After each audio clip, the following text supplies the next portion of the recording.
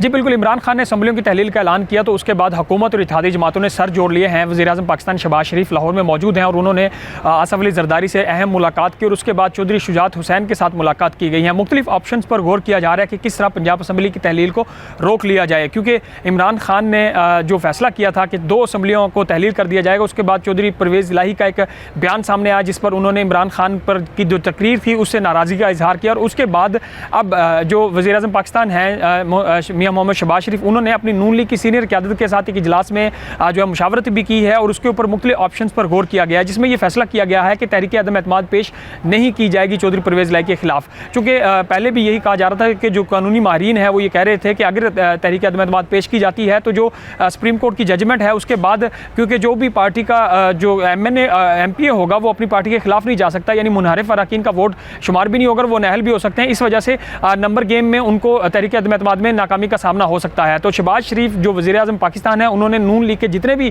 सूबाई असम्बली के अरकान हैं उनको लाहौर में बुला लिया है और लाहौर में ही रहने की उनको हिदायत की है। इसके साथ ही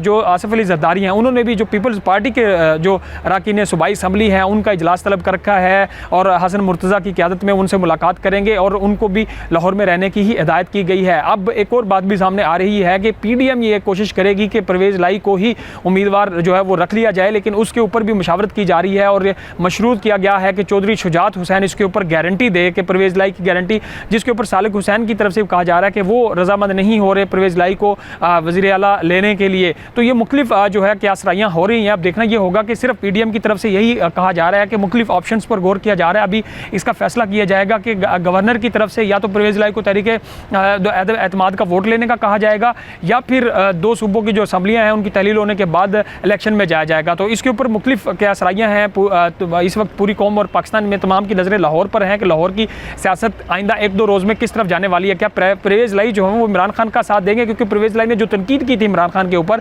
उसके बाद ये क्यासराइयाँ की जा रही थी कि शायद परवेज़ इलाही असम्बलियाँ तक तहलील नहीं करेंगे। उसके बाद मोनिस इलाही की जब मुलाकात हुई तो उसके बाद आज बड़ी डेवलपमेंट ये हुई है कि इमरान खान ने मोनिस इलाही के इस मुलाकात के बाद काफ लीग के साथ सीट एडजस्टमेंट की मंजूरी दे दी है। ये कहा जा रहा है कि 3 जो है रहनुमाओं पर ये कमेटी शाह महमूद कुरैशी की सरबराही में तश्कील दी गई है जो 15 से 20 सीटों के एडजस्टमेंट के ऊपर बात करेगी और जहां पे काफ लीग जीती थी वही सीटें एडजस्ट की जाएंगी। तो ये सीट एडजस्टमेंट की बात अब ये सामने आ रही है कि काफ लीग और